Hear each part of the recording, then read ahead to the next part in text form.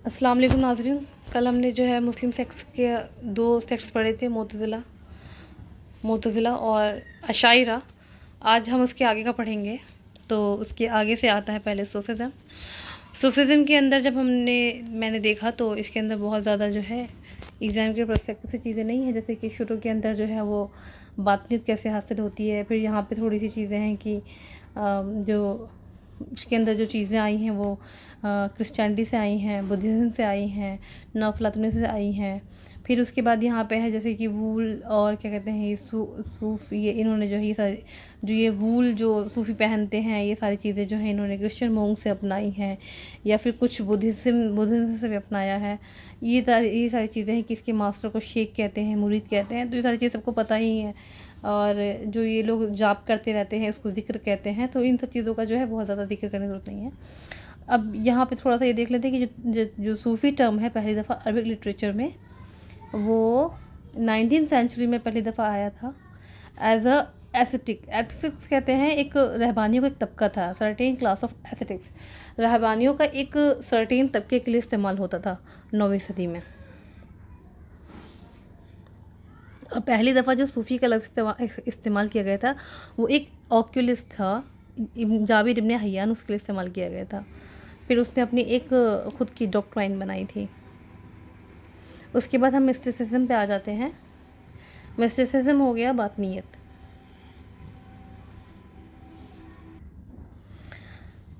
तो फिर दूसरी मुस्लिम सदी के अंदर क्या हुआ कि under the stimulus of Christian as well as Hellenistics ideas, Christians यानी ईसाई और हेलेनाई आइडियाज़ के तहत ज़ेर असर क्या हुआ कि जो मुस्लिम रहबानियत थी वो बातनीयत बन गई। वो किस तरह बातनीयत बन गई कि फिर ये ऐसा यानी regarded by devotees as an emotional means of purifying the human soul, यानी कि ये माना जाने लगा कि इंसान की रूह को पाक साफ़ करने के लिए ये एक जज्बाती ज़रिया है। यानी कि मिस्टिसिज्म यानी कि बातनीयत जो है वो इंसान की रूह को पाक करने का, so that it make know and love God and be unite with him.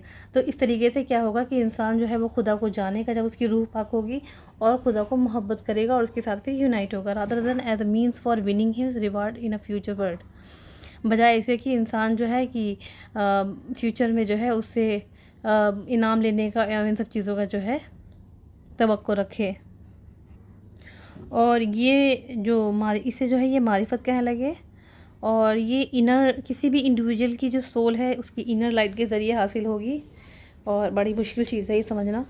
खैर, इसके अंदर ज़्यादा अहम चीज़ ये है कि इसको जो डेवलप किया है, ये जो डेवलप हुई है, डेवलप बाय अबू सुलेमान अद्दारानी, इनके थ्रू जो है ये डेवलप हुई है। ये ज़्यादा अहम है इसके अंदर। फिर आगे चलते हैं। इसके बाद आता है ये है form of speculative mysticism Sufism advance to the theosophy. यहाँ पे साइड में हेडिंग पड़ी हुई है, अगर आप किसी के पास बुक हो तो देखना, साइड में हेडिंग पड़ी हुई है थियोसॉफी। ये जो मैंने वर्जन डाउनलोड किया हुआ इसमें कट गई है। थियोसॉफी मतलब होता है मारिफत। पीछे हमने पढ़ा बातनीयत, अब जो है बातनीयत के बाद जो दर्जा आता है वो मारिफत का आता है। अब क्या है कि जो मिस्टिसिज्म का जो नज़रिया जो स्पेकुलेटिव था, यानी कि जो मिस्टिसिज्म का जो स्पेकुलेटिव था, ये जो उसका जो एक विजन था, उससे सूफिज्म एक एडवांस उस पर आई और वो क्या है मारिफत की उस पर आई। यानी कि क़यासी बातनियत से निकलकर इरफानियत की तरफ आई। बहरहाल अब इसके आगे जो चीज़ें हैं वो सब इतनी अहम नहीं है। इसके बाद यहाँ पे हम देख लेते हैं it was Zunnun who gave Sufism its permanent shape.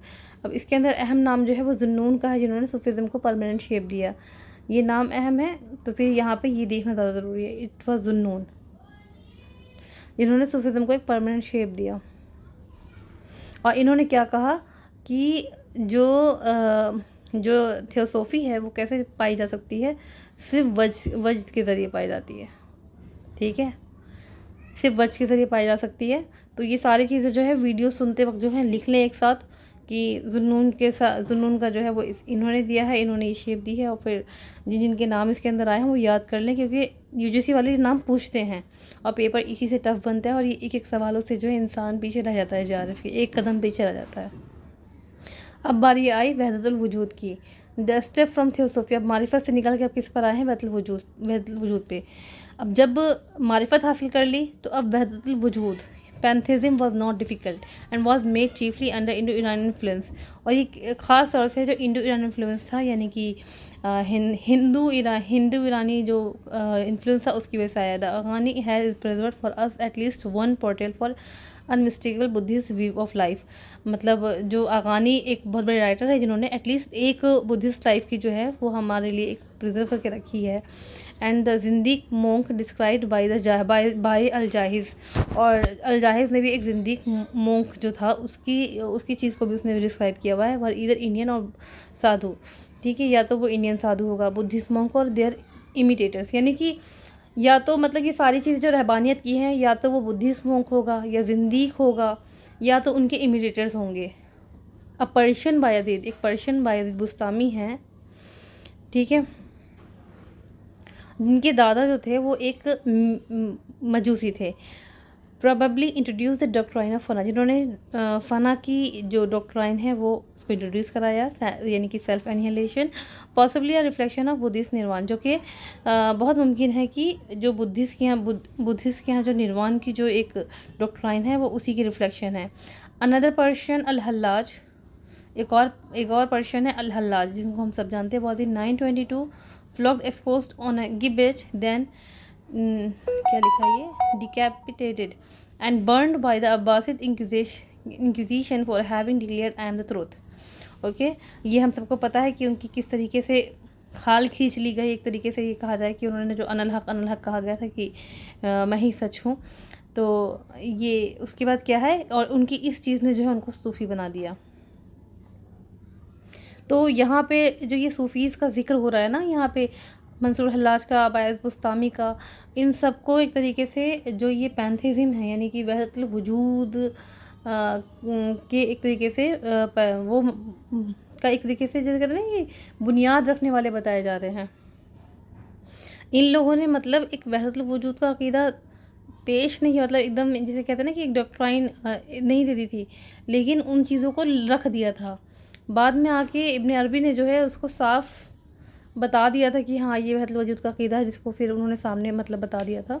Al Hallaj Tom in waste Baghdad, Hallaj का जो मकबरा है वो बगदाद में है, जो कि अभी भी है एक सूफ़ी के तौर पे। But the greatest monist and pantheist Sufis was Muhiuddin Ibn Arabi, ठीक है। लेकिन उसके बाद देखो इन्होंने फिर खुद जिक्र किया कि सबसे बड़े जो मोनिस्ट और पैंथिस्ट थे वो कौन थे, इब्न अरबी थे, स्पेन के। और इनका मकबरा कहाँ है, दमिश्क में है। पेपर में सवाल कई दफ़ा आया हुआ है। और ये जो मकबरा है ना, ये अब एक मस्जिद के अहाते में आता है और ये मस्जिद उन्हीं के नाम पे है। इसके बाद आता है मिस्टिक पोइट्री एंड फ़िलासफ़ी, यानी कि सूफियाना शायरी और फ़लसफ़ा। In the field of mystic poetry the Arabs produce only one great name. तो जो मिस्टिक पोइट्री की बात करें तो अरब ने सिर्फ एक नाम पैदा किया है इसमें, वो भी फ़ारसी नेम था, इजिप्शियन इब्नुल फ़ारिज़। देखो ए के ऊपर जो है इन्होंने एक ऐसी लकीर से लगाई जिसका मतलब ये कि ये फ़नी फ़ा पड़ा जाएगा, और डी के नीचे इन्होंने नुक्ता लगाया, इसका मतलब ये है कि ज़ुआद है, तो ये फ़ारिज़ बन गया। इजिप्शियन इब्नुल फ़ारिज़, इनकी ये डेट है लाइफ की। Who's masterpiece is a long odd, जो उनका मास्टरपीस क्या है, वो एक लंबा कसीदा है। Forming an execution hymn of divine love, यानी कि इश्क इलाही के ऊपर एक नज़्म है। On the other hand almost all Persian poets of the first order, और फ़ारसी अगर मतलब फ़ारस के देखा जाए तो जितने भी अव्वल दर्जे के जो शायर हैं, यानी कि जो फर्स्ट ऑर्डर के जो शायर हैं, वो मतलब यानी कि सादी, हाफिज़, रूमी, ये सब कौन से शायर हैं, वो शायर हैं जिनको कि मतलब जब जैसे कि हमारे इकबाल और ये माने जाते हैं गालिब वग़ैरह, तो उस तरीके के शायर हैं ये लोग। और ये सब के सब कौन है, सूफ़ी हैं। But in the field of philosophic Sufism the Arabic writing world can claim two of the greatest intellect Islam ever produced, यानी कि अगर हम फ़लसफ़ियाना सूफ़ी और अरबी राइटिंग की बात करें, यानी कि शायरी सूफियाना हो लेकिन फ़लसफ़ियाना हो, तो इसमें दो का नाम आता है, एक अल-फ़ाराबी का और अल गज़ाली का। दूसरा है ये सिलसिले के बारे में, यानी कि सूफियाना सिलसिले, सूफ़ी सिलसिले। तो यहाँ पे भी बहुत शॉर्ट में ही इन्होंने सिलसिला के बारे में जिक्र किया है। For the first 5 Islamic century, यानी कि शुरू की 5 सेंचुरीज़ के अंदर क्या है, form of religious experience term Sufis stood almost entirely on an individual basis.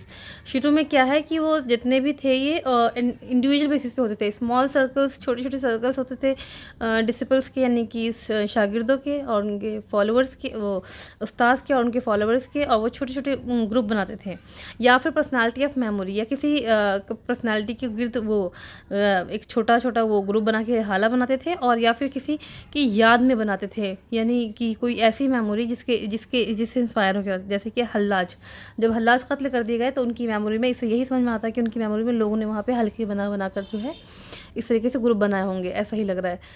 लेकिन ऐसा हुआ कि ये सब क्या था, लोकल बेस पर थे और ये सब परमानेंट नहीं थे। लेकिन क्या हुआ, before the close of the 12th century Christian century self perpetuating, लेकिन क्या हुआ कि 12वीं सदी के ख़त्म होने से पहले पहले क्या हुआ कि इस तरह के ग्रुप बनने लग गए। The first fraternity established on such as principles was the Qadri. तो इस तरीके से जो सबसे पहला तरीका या सिलसिला जो सामने आया था वो कौन सा था, कादरी सिलसिला था। So named after the Persian Abdul Qadir Jilani और अल जिली। तो उनके नाम किन के नाम पर आया था, वो एक फ़ारसी अब्दुल कादिर जिलानी के नाम पर। पेपर में पूछा सकता है अब्दुल कादिर जिलानी कहाँ कर थे, ये पर्शियन थे, ये बहुत ज़्यादा पेपर में पर्शियन थे, फ़ारसी थे, टर्की थे, तो अब्दुल कादिर जिलानी फ़ारसी थे। और इनकी ये लाइफ ड्यूरेशन है 1077-1166, हु फ्लरिश्ड इन बगदाद, जो कि बगदाद में फ्लरिश हुए थे पर्शियन पर बगदाद में थे। The order one of the most tolerant and charitable, और ये कैसा ऑर्डर है जो कि सबसे ज़्यादा जिसको टॉलरेंट यानी कि जिसको सबसे ज़्यादा तहम्मुल वाला, और चैरिटेबल यानी कि दान प्रदान करने वाला माना जाता है। और ये क्लेम करता है कि इनके फॉलोअर्स जो हैं वो पूरी मुस्लिम दुनिया में हैं, इंक्लूडिंग अल्जीरिया, जावा, गुनी वगैरह में। The second fraternity in order in antiquity was the रिफाई, यानी कि ज़माने के एतबार से दूसरा सिलसिला कौन सा है, रिफाई है, जिसको कि एक इराक़ी शख्स ने, अहमद इब्न रिफाई ने फाउंड किया था।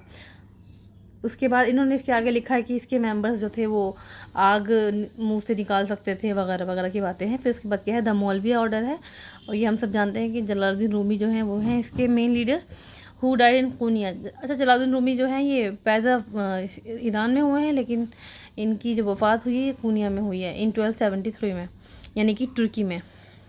In opposition to the general Muslim practice, al-Rumi gave an important place to music in the ceremonies of his order। अच्छा, इनके जो है इन्होंने बाकी के मुकाबले में सिमा को बहुत ज़्यादा अपने उसमें ऑर्डर में जो है जगह दी है। उसके बाद इधर अफ्रीका में आते हैं, ये तो इधर का एरिया हो गया एशिया का, अब अफ्रीका में आते हैं। In Africa the strongest religious brotherhood in the Shadhili founded by Ali al Shadhili. Africa में क्या है, स्पेशली मोरक्को में, ये यहाँ पे अब जब आप वीडियो सुने तो लिख लें साथ साथ में, मोरक्को में जो मोरक्को में अली अल शाजली ने एक शाजलिया फ़िरका फाउंड किया जो कि स्पेशली मोरक्को और तुनीशिया में था। इसमें मुझे लगता है कि इससे ज़्यादा नहीं पूछेंगे। और इस तरीके से सनूसी मूवमेंट, इसको थोड़ा सा और पढ़ने की ज़रूरत है। सनूसी मूवमेंट जिसका हेडक्वार्टर कुफ्रा में था, जो कि कुफ्रा में हेडक्वार्टर था, लेकिन शुरू कहाँ पे हुआ था, फॉर्मली जगूब में। फिर उसके बाद 1837 में स्टार्ट हुआ था। इसको शुरू किसने किया था, एक अल्जीरियन इंसान था, ये Al Sanusi, Mohammed Ali Al Sanusi, Algerian इंसान था, ठीक है।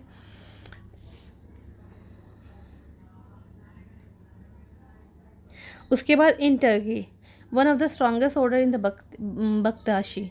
टर्की में क्या था, बहुत ही एक स्ट्रॉन्गेस्ट ऑर्डर था Bakhtashi, noted for its connection with the Janissary. तो जो जैनिसरी फ़ौज थी वहाँ पे, जिसको जानिसारी भी बोलते हैं, इनके साथ इसका बहुत गहरा कनेक्शन था, और इसी वजह से इन्होंने जलेबी, और ये कब इस्टेब्लिश हुई है, 1500 सदी के करीब जो है ये इस्टेब्लिश हुई है, और इन्होंने जलेबी को बहुत इंकरेज किया और हज़रत अली की इज़्ज़त और एहतराम को बहुत ज़्यादा बढ़ाया है। और जब जानिसारी फ़ौज को बंद किया गया तो साथ में ये फिर कभी ये ऑर्डर भी जो है ख़त्म हो गया। इसके ऊपर मैंने डिटेल में डिस्कस किया था अपनी एक वीडियो में, जिसे मैंने टर्की के 4 अहम फ़िरक़ों के ऊपर, 4 अहम तरीके के ऊपर जिसमें डिस्कस किया है, उसके अंदर हम देख सकते हैं। द मेंबर, और उसके बाद क्या है, द मेंबर कॉमनली कॉल्ड दरवेश।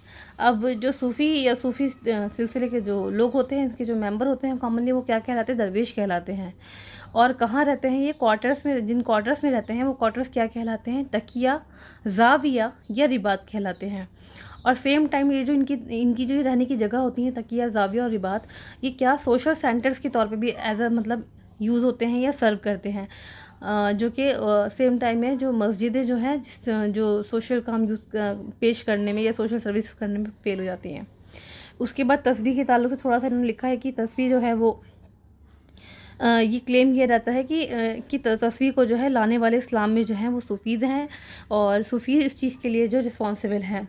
जो वहाबीज़ हैं ना, यानी कि वो इसको जो हैं जो वहाबी हैं वो इसको ये मानते हैं कि ये बिदअत है, और ये मानते हैं कि हिंदूज़ ओरिजिन है। लेकिन यहाँ पे जो PK80 हैं वो इसको जो है डिनाई करते हैं, और ये कहते हैं कि क्रिश्चियन से आया है यहाँ पर हमारे पास इन मुसलमानों के अंदर। और वो ये कहते हैं कि ड्यूरिंग क्रूसेड जो है रोज़री का जो इस्तेमाल है वो क्रिश्चियंस के अंदर आया, रोमन कैथलिक के अंदर, और फिर क्रिश्चियन से जो है मुसलमानों के अंदर आया। और यहाँ पे अहम ये है कि पहली दफ़ा जो है तस्बीह का इस्तेमाल, या तस्बीह का जो ज़िक्र है, जो मलिकुश्शोरा शायर है अबू नुवास, जो अब्बासियों का मलिकुश्शोरा है, इसके यहाँ मिलता है। उसके बाद जो जुनैद बगदादी जो बहुत बड़ा सूफ़ी है, इसने इसका इस्तेमाल किया है एक्सटेसी यानी कि वजदान पाने के लिए। आज के लिए इतना ही। नहीं, थोड़ा सा ये और देख लेते हैं, इसके बाद शिया हम अगली वीडियो में पढ़ेंगे। ये veneration of saints find no sanction in the Quran. Quran के अंदर जो सूफिज़म है या जो तसव्वुफ़ है, इसका कोई दलील नहीं मिलती है, इसकी कोई नहीं मिलती है। राबिया बसरी के बारे में इन्होंने आगे बताया। राबिया बसरी की डेट देख लीजिए, 717 है, यानी कि जो उमवी खलीफा अब्दुल अज़ीज़ हैं उन्हीं की भी शायद 717 ही है उनका दौर खिलाफत का, यही है शायद। ये बसरा की हैं, और इनको ये एक बहुत ही नोबल वुमन थी, और बहुत ही लवली कैरेक्टर की थी। और अगर सूफिया में किसी को पहले नंबर पे रखा गया है तो फिलिप के80 ने इन्हीं को माना है कि सबसे पहले नंबर पे इनको रखा जाता है तसव्वुफ़ की दुनिया में। Since then Rabia Basri has become the saint par excellence of the Sunni hagiology. जब ये बहुत छोटी थी तो इनको गुलाम मतलब बनाकर बेच दिया गया था। छोटी नहीं, आई मीन मतलब यंग से मुराद यहाँ पर ये कह सकते हैं कि थी तो जवान, लेकिन बहुत बड़ी भी नहीं, बहुत छोटी भी नहीं। But on seeing a radiance around her while, radiance यहाँ पे नूर से कह सकते हैं कि जब वो नमाज़ पढ़ रही थी तो उनके गर्दन के इर्द गिर्द एक नूर का हाला सा बनता हुआ देखा होगा उनके मास्टर ने, तो उनको आज़ाद कर दिया, फ्रीड हर, उनको आज़ाद कर दिया, और उन्होंने शादी करने से इनकार कर दिया, और उन्होंने अपनी ज़िंदगी को सिर्फ एक रहबानियत के तौर पर दुनिया से कट कर अल्लाह के लिए गुजारी। That's all. अब इसके बाद इसके बाद हम शियाज़म जो है वो नेक्स्ट उसमें पढ़ेंगे। मैं उसके जब हाइलाइट्स कर लूँगी, हम अगली वीडियो मिलेंगे। अल्लाह।